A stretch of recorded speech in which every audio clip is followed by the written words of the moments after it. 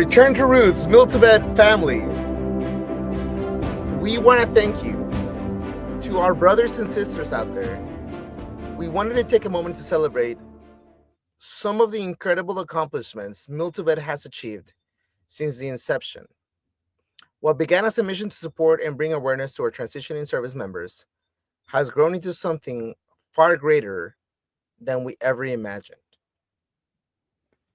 That's from being recognized as the #2 veteran podcast for several months to inspiring the creation of the shore-based transition assistance and reintegration program, also known as STAR, a program that is rooted in what Mil2Vet has brought to the forefront.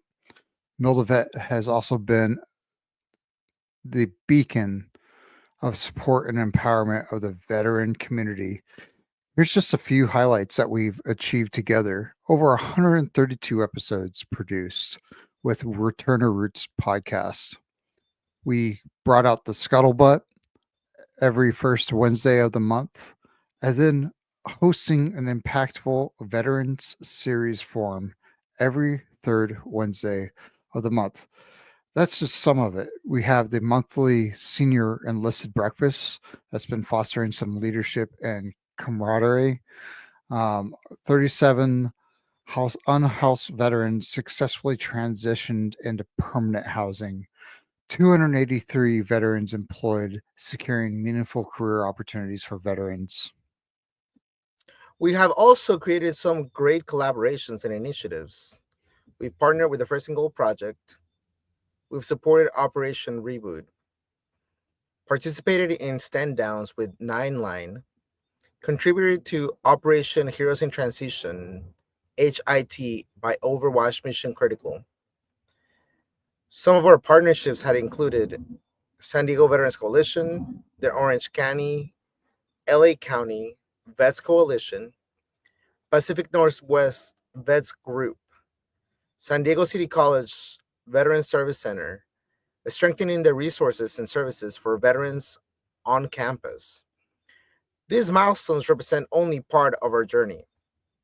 With countless contributions and stories that may be forgotten along the way, together we've created opportunities, built connections, and driven meaningful changes to our community. I'm also proud to announce that Yogi, the other dude on the screen, was elected as the Veteran Caucus Chair, representing 1.8 million. That's a lot of students, California community college students, in the Student Senate for California Community Colleges. He's continuing the mission and achieving even more. And Mil2Vet, we are going to be here for all of that. Let's look at some inspirational guests that have shared their stories. What do you think, Yogi? Absolutely. The next guest that we had, Misty Moreno, who is a retired Air Force veteran. And she is also really big into the veteran resource page as well. So I was really honored to have her on our show. Uh, I'm looking forward to her tape. She's just really high energy. I really like her. In 2013, I had only been in for 13 years. And at that time I was a master, so pretty quick, for that time period. But I hit a rock bottom because of that evaluation. And so I did 3 things thanks to, mental health. I went to mental health. I realized that something wasn't right up here. I was thinking, not good things in my car while I was driving home. And so the 3 things that I did was I started making the military a part of my life and not my entire life. And what I mean by that is, like, I really wanted to identify who Misty was, not just Master Sergeant Moreno, or when I retired, Senior Master Sergeant Moreno. I wanted to know who Misty was. And so I went on this adventure to figure out what I actually like. And, and then number 2, I got a life. I got some hobbies. I started writing. I started reading. And I started doing like virtual assistant work. I had a couple side hobbies and just really had something else to look forward to. besides just my military work. And then the third thing I did was I built a civilian community. And so I had my church, I had my gym, I had my neighborhood. And what that really did for me, and that is 100% the reason why I got a DoD skill bridge opportunity, is I really connected with people that could help me, could teach me different perspectives. And I truly believe that doing those three things, making the military a part of my life, getting some hobbies, and forming a civilian community, those things helped me with my military transition. Wow, bro, balancing military life and civilian life. I mean, that is also a common theme that we hear, right? Being able to navigate that. Um, Jokingly, a lot of people say, as a service member, as soon as you retire, you know, or how does that joke go? You can identify a veteran if they've been divorced twice, lost their house, their dog, and everything. And as cliche as it sounds, it's because it can be a reality. You can lose your identity. You also lose your sense of purpose. So preparing yourself, being ready, finding yourself, who you are as a human being, not what your title is, but who you are as a human being while you're still in, will just change the trajectory and allow you to be more successful as you're transitioning out. Yeah, and that whole entire balance. This Misty's advice is exactly why service members, no matter where they're at in their career, should be listening to our show.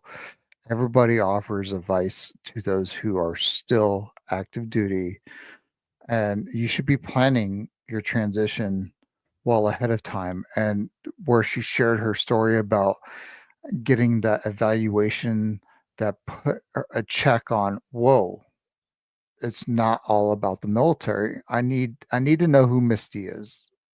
Just like we needed to figure out who Chris and Yogi were when we were getting out.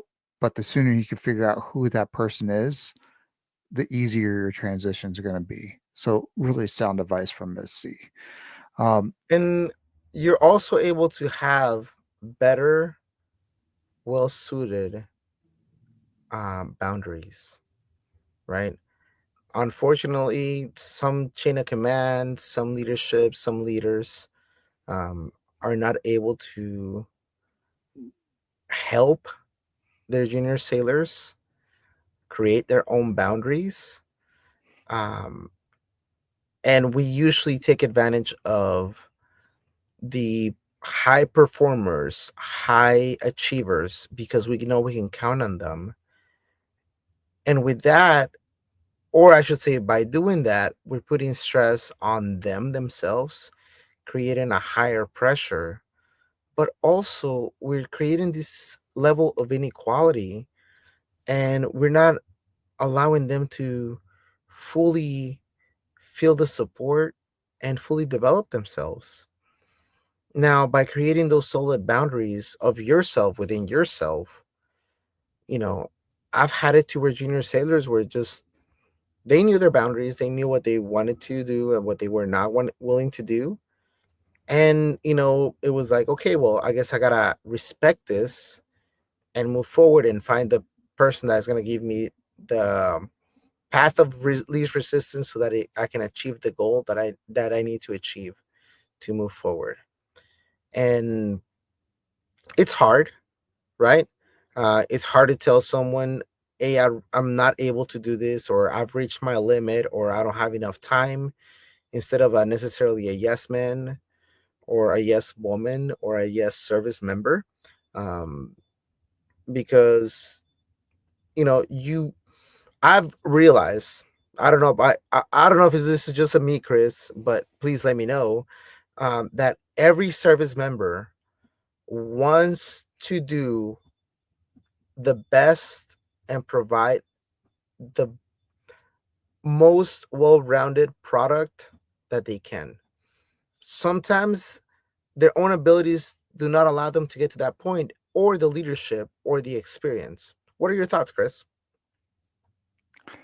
I firmly believe that everybody that joins the military doesn't join to fail. I think that people join to become something better. I think that leaders should know when they have that workhorse that wants to do it all, to not select that person for every single task, because us as leaders need to be coaching them and training them to also give themselves that balance. And that's probably one of the hardest things that leaders can learn, is because most of us are just wanting to get the job done and then move on to the next thing. It's a long-term thing. It really is. And us learning it for ourselves is good, and also leaders learning when their people need to learn, so that way they can coach them and guide them, and create better people in our society. Speaking of creating better people in our society, amazing person to do that is Tab Bartley. Wow. Not only is she inspirational, but all of the resources, all of the continuous improvement that she provides, the advocacy, the groups, the experience, the knowledge, she being a service member, her husband being a service member. Wow, it just blows my mind. Yeah, Blunt Bartley. That's what she refers to herself as, and she is true to that name. I think that what she offers in these next few clips that she has is pretty awesome. So let's get to those words and let's talk a little bit more about that. Let's get that tape in. The biggest thing is that, again, challenging that perception of what it means to serve, and acknowledging that it is the oath that we take as veterans, and that is such an important thing, and that all of our stories are so unique, and yet there is this community and there is this support, and you are not alone, and your life matters so much. In my transition, I learned the more that I refused to stay silent, the easier my transition felt, the more control I felt like I had over it. I wish that I had dropped my pack sooner. I wish that I had taken the time to be more concerned about myself. I was working literally the day before my end of service. And so I think that's the biggest advice that I would give, that at some point you have to drop your pack and you have to start thinking about yourself and preparing for your transition out of the Marine Corps. And for me, it was something that was really hard for me to do. Bro, I think she forgot to eat her crayons during this recording. You know, I'm just kidding. I'm just kidding. No, she was actually battling a massive headache. Plus, we had a couple technical difficulties due to the connection. So that's why her voice was a little bit off. And then you can see the clip, and there's a little static going through it. But wow, it's just um, since we've met her, right? She's been nothing but a beacon of inspiration.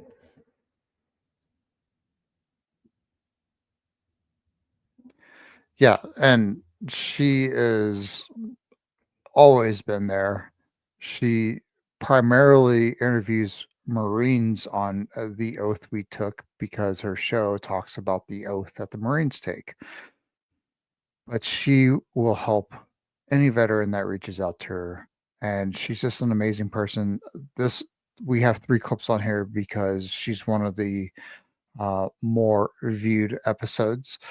And if you want to see more of what she has, go to the Tab Bartley episode that we have, listen to her story, and she's helping so many people finding their place in federal jobs after service.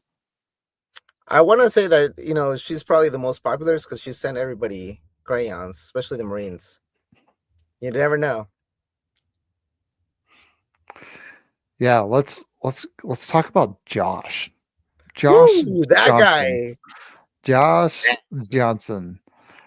You know, Josh has been an inspiration, and we've said inspiration a lot, but I'm going to tell you that Josh is an inspiration to veterans all over the world that are about to go through the transition, and he has helped so many people with the SOTF program, and that's where they help the tier 1 and special operators as they transition out.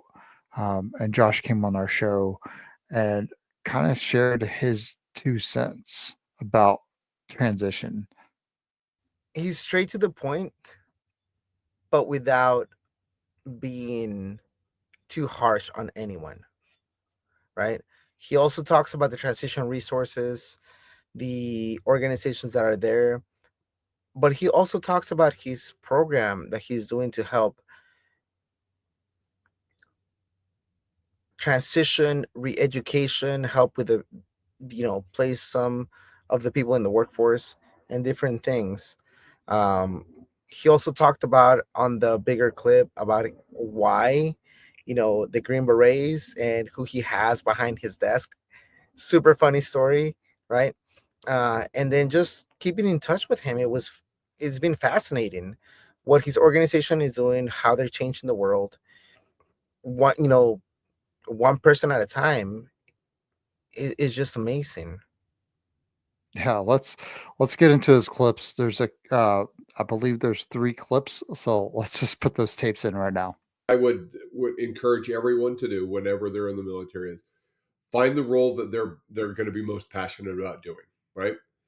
And then make an impact from that position. I grew up in special forces. I did my last 22 years as a Green Beret, and I met some super impactful guys that have done some amazing things around the world. But I've also met enablers that made all the difference in the world. All the difference in the world. In 2010, did a deployment over to Afghanistan, and we brought along one of our cooks. We brought a couple of them, but we brought this one guy in particular, Brian Wright. Big shout out to Brian if anybody knows him. We started calling him the morale officer because he said, "Hey, I remember the first week we were in theater, we were getting things operationalized, and he came in and he's like, "Hey, so what time are you guys doing your ops things?" And I'm like, "What? Why are you asking that?" And he goes, "Well, I just need to know what time teams are coming in so I can have stuff ready for them." And I was just assuming that he was going to have, hey, your 3 standard meals, and then the midnight rats, which is all the pre-box stuff that just kind of gets left on a shelf and a cooler full of sodas or whatnot. I was like, what are you planning on doing? He goes, I just need to make sure that the guys know that when they come in, they have a hot meal. So I just need to know what time they can be expected back. And I was blown away, right? Did not expect that coming out of a cook. And we had 5 different outstations that we had teams that were manning. And whenever one of the teams would just start having kind of that operational slump, and you could tell that things were getting bad, boom, deploy the morale officer. We'd send Brian Wright down there. He'd be there a couple of weeks, and we'd get ready to pull him. And team sergeants would start calling in, and they would have every reason in the world that Brian had to stay with them. Just every reason in the world, and super creative, op cons and all these different things where they were going to take Brian out and make sure that he could get his combat action badge, and just like, hey brother, I get it, Brian's awesome, but I got another team that needs him. So we would send him on, and then I had another guy named Will James, and he was a loggy, a logistician, but that guy would just work magic wherever he went, and he would just make things happen. At just, hey, what do you need? I can do it. And you'd see him working all hours of night, up early in the morning. Equipment would be ready, supplies would be on time, and he was just passionate about making an impact from where he stood. And so, if I could tell any veteran, or pardon me, any soldier, sailor, airman, or marine, find out what you're passionate about and make an impact from that position, because it will be felt and it will be remembered. I tell people this all the time. As a special forces team sergeant, arguably one of the busiest jobs in the military, deployed downrange, I took a college class. And did it suck? 100%. Did it when I come off of an operation to be exhausted, have to do all my post mission products and make sure all the weapons were ready to go and the trucks were set up and partner force was taken care of, and then walk over and try and write some stupid history paper? Yes, but you can do it, right? Because you're setting yourself up for long term success, right? Interior to the military, you look better. You look better on the to the boards uh, when you've got college on your paperwork, right? Every MOS has a PME, right? It tells you the exact things that the board members are going to look for, E5, E6, E7, all the way up. Maximize that. That's all you got. You want to get promoted? Maximize that. So, college is one of those things that you absolutely can do. College or again, credentialing and certification. So, um, yeah, guys and gals that don't take advantage of that, I shake my head. Like $4,000 a year. Just go take that college course. Put down the video game for 20 minutes a night and go to a college class. 2 years before you're separated from the military, start figuring out what that plan is going to be. Put everything in place, and then at the 1 year mark, take full advantage of every organization that's out there, anyone that is willing to provide services. Set yourself up for success. So let's even take that. Let's take that a step back farther. So absolutely 2 years is when you need to start planning it. But this is what I absolutely want anyone serving in the military to know. There is $4,000 a year set aside for you and your education. Take full advantage. $4,000 for you to get credentialing, for you to get college, for you to get certifications, so that when you step out, it's not, hey, I was an infantryman, or I was a boiler room, or I worked on helicopters. Hey, here are all the certifications that I earned while I was in the military. Oh, by the way, I've got this experience doing whatever that job was. Oh, by the way, I've been in leadership positions from here, here, and here. Here is a resume that shows all of these things that I'm capable of doing, that I can be the solution to the problem that you have, as opposed to, well, I was in the infantry for 4 years. Okay, great. Guess what? Nobody is hiring infantry outside of the Army. Yeah, the Marines have some as well. But if you're serving in the military and you're passionate about being an infantryman, that's awesome. But eventually that time will stop. And if you have not taken advantage of the educational opportunities that are out there, you are doing yourself a disservice. So as soon as you're eligible to start taking college, credentialing, any of that stuff, get after it. 2 years prior to separation, start looking in and seriously digging into the things that are going to set you up for success, right? If you're interested in going into tech or computer science or programming, make sure that you've got all of those certifications. Maximize everything you can out of the DoD college fund, and then start looking at the other organizations that are also providing them. If anybody doesn't know about it, Onward to Opportunity provides one free credentialing and testing for every military leaving. And if you walk away without one that someone else bought and paid for, you're setting yourself up for a little bit harder time. Wow, man. I loved how he expresses. He was a sergeant and with his unit, a Green Beret, and he was after missions, after putting all of his gear away, after everything was done, he would jump in and do the hard work and get that college degree knocked out while he was active duty. And I love how he talks about dropping that remote control and just investing in your own self. I love that. Yeah, and I think we fall into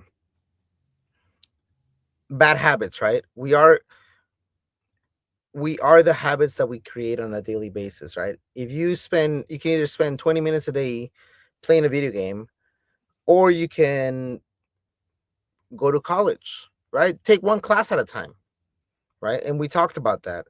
But also you can, save $4,000 a year, just by taking classes, or use up to $4,000 a year, on TA tuition assistance, and then change the trajectory of where your life is gonna be at.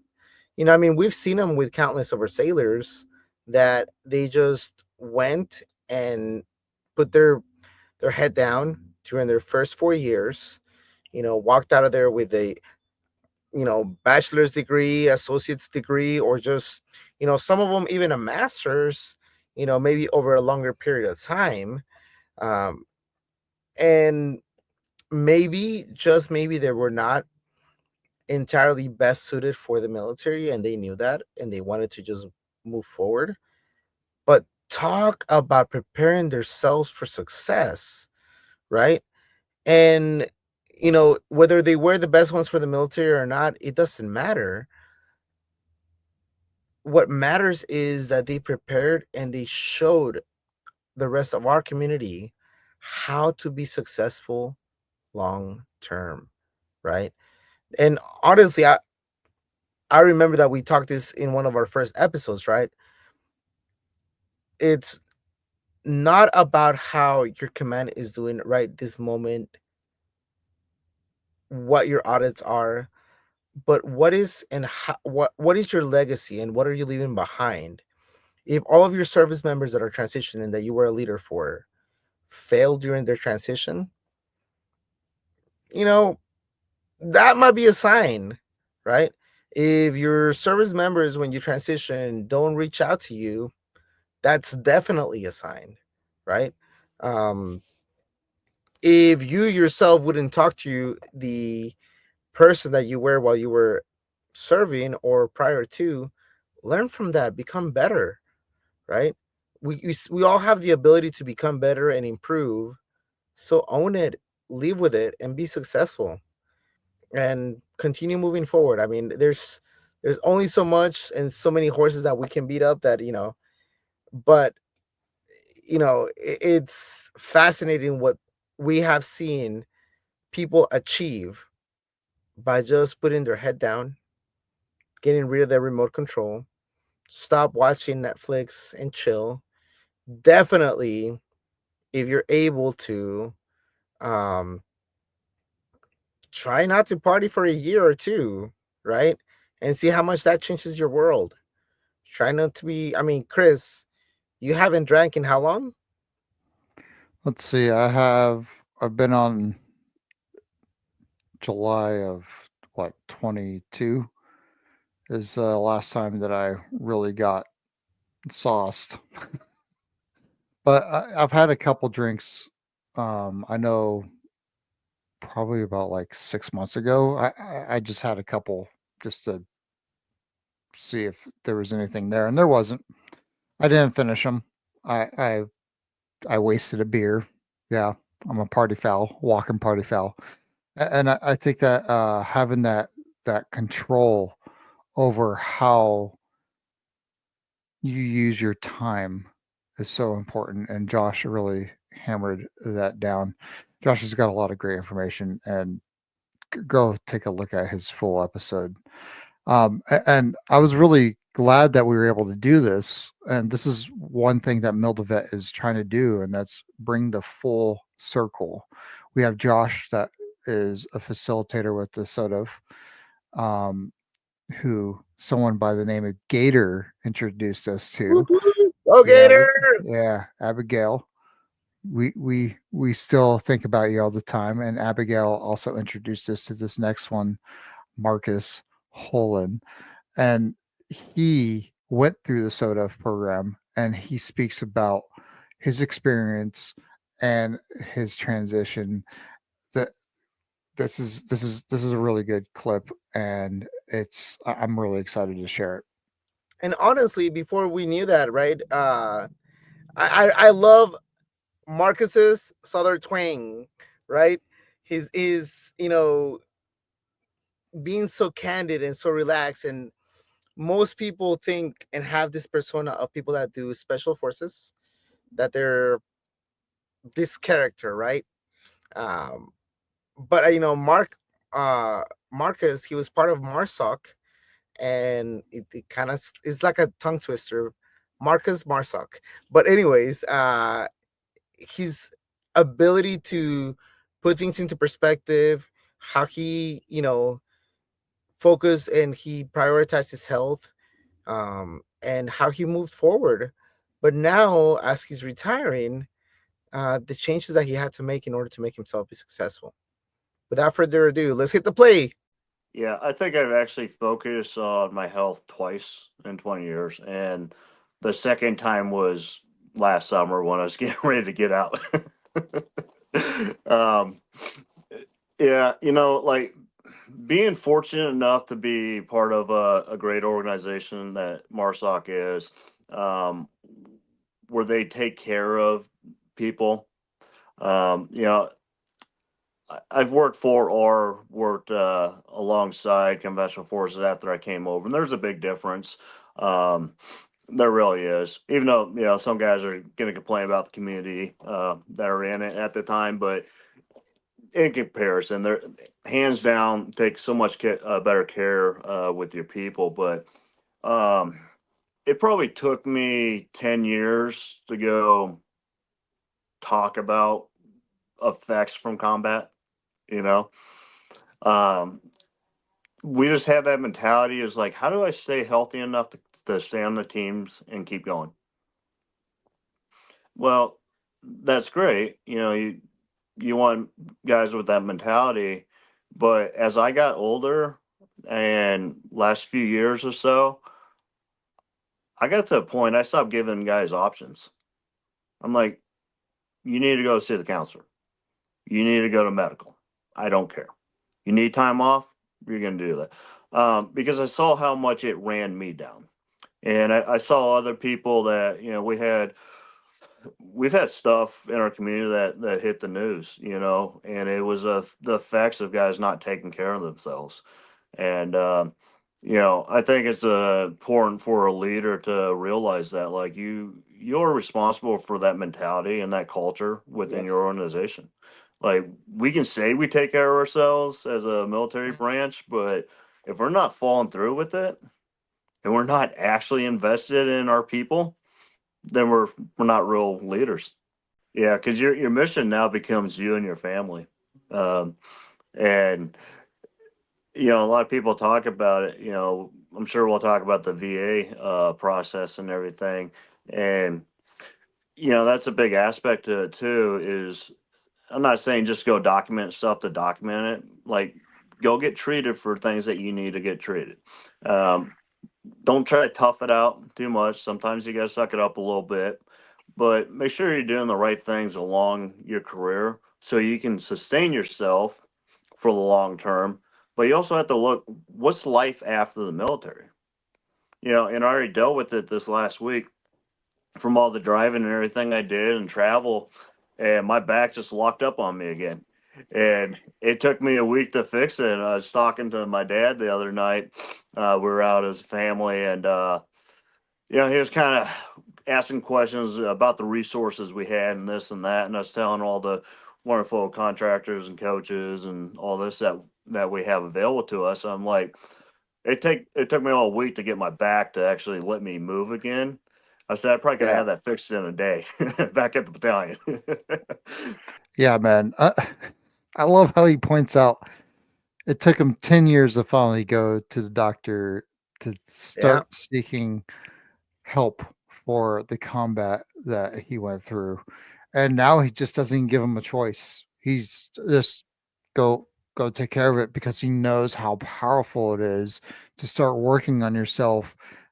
It's not just about the physical aspect or your ability to overcome things, but you also need an advocate on your side to help you get through those type of situations. I mean, that was one of the biggest things that we faced, and unfortunately, we're not able to be the best example to our junior sailors, right? I know that I would send all of my junior sailors and also some of my officers, my devos, to medical when they needed it. but I was not the best at doing that for myself, right? I remember Shane Cooper, who was running maintenance control at the time, and I was the maintenance chief. He had to send me to medical. He had to force me to go to medical, and lo and behold, my intestine was arrested. I had a double hernia repair, and you know I was great about telling my junior sailors to do it and my officers and everyone, but I wasn't practicing it myself because I was ashamed, right? I was worried about what is the command going to do without me? What are my junior sailors going to do without me? Am I setting the right example? Am I being a limdu, you know, limdu personnel, whatever negative term that you want to use? That I don't want to really dive into those kind of things because I disagree with them. But that's some of the things that have to get demystified. Mental health is very important also. I know for myself, going through some of the challenges, I put those things on hold since like 2005. And things that my command and my leadership should have addressed and should have pushed me through to go get the attention that I needed. Um, Unfortunately, wasn't that, right? But now with the way that the military is going, especially the Navy, they're creating the Resilient Warrior program, being able to have more awareness across both for mental health, MST, and just medical transition in general. You know, continuing going forward. I There is one person in the TikTok, Instagram world that I have seen that I kind of follow. Her name is the War Hamster, right? And she talks about how to document from your perspective, medical programs, right? And I found it amazing, and that's why I want to highlight her because um, you can still. Not every doctor that you see is gonna write the notes that you want, right? They're the third, literally the third party expressing how and what is affecting you. So if you use, now that we have more technology and we're able to use this, use your transition to the best care possible, right? Go to your send a direct message to your doctor or to your nurse and say, hey doc, hey nurse, I have this problem. And when I went in to see the appointment back in January of whatever, you wrote this down, but in reality, it was this. Can we please talk about this? Or if you went in there like I did, right? Normally, I would go in there with a list of 10 different things because I wanted to go only there once a year during my PHA. And the dog was like, hey, chief, you should probably come sooner. And I was like, hey, sir, I don't have time. And that was the wrong answer. But War Hamster, another tongue twister, she mentions the just send a direct message, have them address it, and guess what? That is another form of having it documented in your record the right way, with exactly what is ailing you, right? And if you do that, you're able to share that without necessarily having to go to medical and waste all this time. The beauty of technology, right? You're able to address the issues and then get the right follow up. Um, and she mentions in there that it's not always due to the um, most of the time, and this is something I learned also, was that it's a huge thing and a huge process on how to go from I go into an appointment, then it gets documented by possibly the nurse, then it has to get somewhere else, then it finally makes it to the doctor, and there's like four or five different signatures that have to make it to get it approved, and sometimes they forget to write a note about that. I mean, most recently, I just went to the VA yesterday to get my CPAP supplies that I've. So I have a CPAP machine. I've had it since 2005. I had my first CPAP test sleep study in 2005, and they diagnosed me back then with severe sleep apnea, right? Um, and since then, every command that I moved to, they said, "Hey, you never had a sleep study," and I was like, "What do you mean?" So every command that I moved to since 2005, I had to have one or two sleep studies, right? So I ended up with having 7, maybe 8 sleep studies during my military career, maybe even more. But that's kind of what I kept track of. And yesterday, when I saw the guy, he's like, "Hey, Chief, you don't have any sleep studies." I was like, "What? What do you mean?" I literally had to do a sleep study for the VA so that I could transition out. Like, where is that at? You know? He's like, "Well, I don't know. I'm just looking at your record." And so, long story short, make sure that everything is properly documented. Make sure that everything is easy for you to find, and keep a copy of everything. One of the biggest things that I faced when I went back to 2005, because I was transitioning out, getting out of the military, and I went back to Key West, Florida, and I called them. I was like, "Hey, can I get a copy of my sleep study?" Their answer was like, "Hey, sorry, we only keep records for the last 3 years, maybe 5, and then we burn them."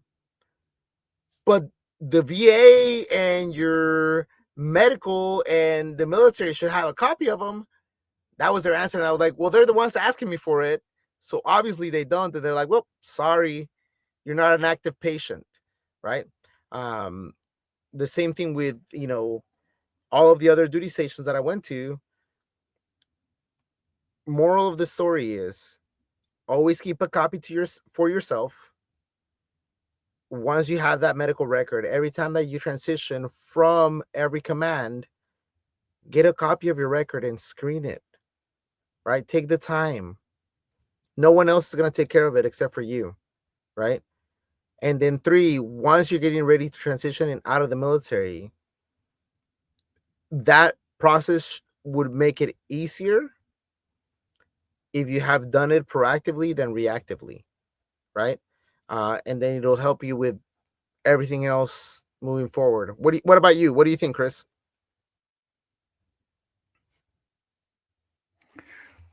I like how I want to reiterate this, what Marcus said, that the leadership is responsible for the culture of their environment.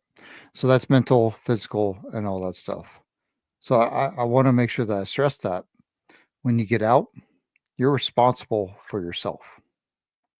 You're responsible for yourself even when you're in. And I think that it's just super important for us to realize that we all end up suffering some kind of trauma while we're in the military, and to make sure that you guys actually seek the appropriate care. I think that there's nothing more important to doing that. I think it would change the way that you view your own world once you start addressing those things. Um, Now, the medical aspect, keeping documentation, I couldn't agree anymore to make sure that you keep your own documentation. And I'm laughing because the VA just erroneously sent me a sleep study test. And I'm just sitting here going, "Why are you guys sending me a sleep study test?" I'm going to take it, and they're going to be like, "Yeah, you still have it." But it's just, it is kind of funny. Um, make sure when you guys get out that all your medical stuff, you have lots of extra prescriptions, extra CPAP supplies. Call up the CPAP people and be like, "Hey, I'm going to be transitioning here soon. Can I get a 6-month supply versus a 3 months sometimes they'll hook you up. If you have any inclination to get a travel, whatever it is, make sure that you get all that stuff while you're active. It's just a lot easier, and to continue to have those supplies turned on um, depends on whether you have TRICARE or if you're just purely VA. It just depends, right? So those are some solid advice for everybody to have here. Um, I'm really excited to show this next clip. Really, This bro? Really? Come this next on, clip. man. This next clip, I'm just super excited to show it because it's good, and it's going to be 2 clips. Okay, I had to have Yogi have his fun too, but this next one, yeah, you guys, you have to see it. Here we go. That we all looked forward to the tap classes and the separation classes. And we're expecting maybe a 3-day course full of a whole bunch of information all at once. Come on, man. Really? We record our first episode, and Yogi is so excited. He dons the Super Mario outfit. Okay, maybe not the Super, but he dons the Mario outfit. I mean, he is wearing white overalls, so that's star power, right? Am I correct? That is correct. And then just because of that, Chris, here's you. Let's play it. Pretty sure you remember that little pit, that little feeling in the pit of your stomach. Mhm. Like, what's next? And I really feel like this reboot program that you have helps people answer that before they step out. Wow. Well, at least you grew some facial hair since then. Wait, me too. I just want to No, say, but I mean, you look dead sexy with that facial hair, man. so do you, my friend. So do you. Except mine's a little bit more black than yours. I mean, just but who's counting? It's because I'm Scottish. I was gonna try to make the accent, but I can't. I was gonna say hello, mate, but that's Australian, so Yeah, that's definitely Australian. Fail. Well, Chris, that is the quick recap of what we have done over the last, few since our inauguration, and to all our listeners out there, we want to share that we're gonna continue going forward. Chris and I are both officially retired, um, and we want to make maybe a little bit of changes to some of the formats and try to bring you different content. Um, Still, what affects us and how our transitions help. So, if you have any suggestions, please send us an email. Yogi at Mil2Vet.com. And Chris at Mil2Vet.com. And you could also email Mil2Vet at Mil2Vet.com. Right. So send us some information. Send us your thoughts. And, if you want to be a guest on the show, or if you know someone that would be a good fit, please send them our way. Or if you know of a good resource, please send them our way. All of this is for our community, how we can make our brothers, sisters, service members, even anyone trying to join, be successful during their transition into the military, their time while on active duty, their time while on the reserves, and their eventual transition out. Right. I'm proud to share that we have been a part of 4 service members who have joined due to our leadership, uh, experience, whatever you want to call it, or example. They've been inspired, so they've joined the military because of us. We're going to be going to a retirement, or not retirement. Wow. Putting the cart before the horse, right? Going through their graduation here at MCRD. One of them is a Marine. The other one is Navy. The other one is on Air Force. Arguably, one of them is trying to go to the Space Force. I keep on telling them that I don't think it fully exists. Just kidding. Just kidding. All right. We all know that it exists and it's a great program. But, I'm happy to share that we're hitting those targets, hitting and helping everyone transition into the place that they want to, right? And they need to be more successful. So yeah, Yeah, and to everybody that has become a part of the Mil2Vet tribe, thank you so much for your support. To the hosts that come on here and help us host episodes, to the people who have helped us in the background with our admin stuff. There's a lot of people to name, and let's just be honest, there's going to be more. So thank you so much for helping us out.